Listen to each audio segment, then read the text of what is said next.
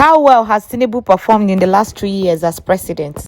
Tinubu has failed in power. Tinubu has failed in health. Tinubu has failed in education. Please do not mention Nel Fund, because Nel Fund simply means you're making your citizens poor and then you're telling them to borrow from you so they can pay for the education that they cannot afford, that is even poor in the first place. Tinubu has failed in agriculture. There is food insecurity. There is no even food in the first place. Tinubu has failed in defense. Defense is underfunded and our soldiers keep complaining and keep getting shot for complaining that they cannot feed properly and they don't even have the tools, the weaponry to fight banditry effectively. Then let's go to empathy. Tinubu lacks empathy so much. We can see this in many cases. He went to, in quotes, console a widow who lost her son in terrorist attacks. And what did he say? He said, there is no light at the airport. I have to go very quick. He said this in a very emotionless way. This shows that the person you keep defending is allegedly a very demonic person. Yes. I'll have to go to the fact that Tinubu is a very compromised and incompetent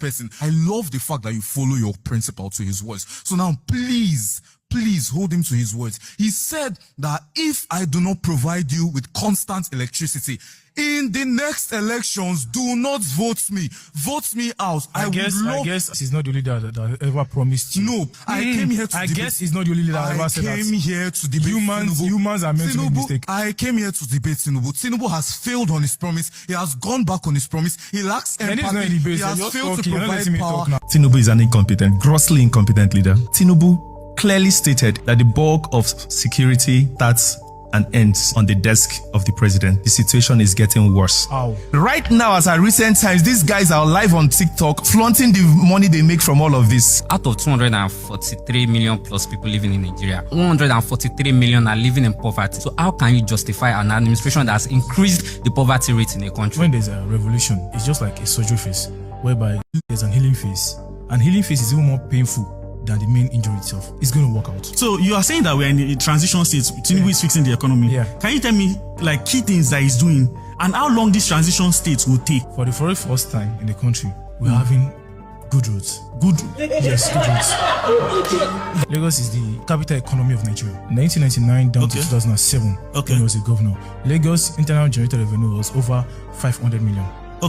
Per month. Alright. Before it was not so. Education has been subsidized in Nigeria. This education that is subsidized is substandard. That is why politicians, Tinubu cannot take his son to Unilag. We have no phone now. I am a student and I know the amount of money I'm paying. I'm paying over 600k in a public school. How is that subsidized? No phone is out. For the first time in the history of the country, CBN is cutting down interest rates. Are you aware of that? When the interest rate is still less than 2 figures or it's not more than 2 figures, that means you are seeing inflation. Inflation is biting hard. The highest currency in the country cannot buy a loaf of bread. What are you saying? According to Central Bank of Nigeria, what is the percentage of people that have at least 500,000 and above in their account? 4%. It's getting better. It's getting better. Not like last year. Do you have 500,000 in your account? Yes, I do.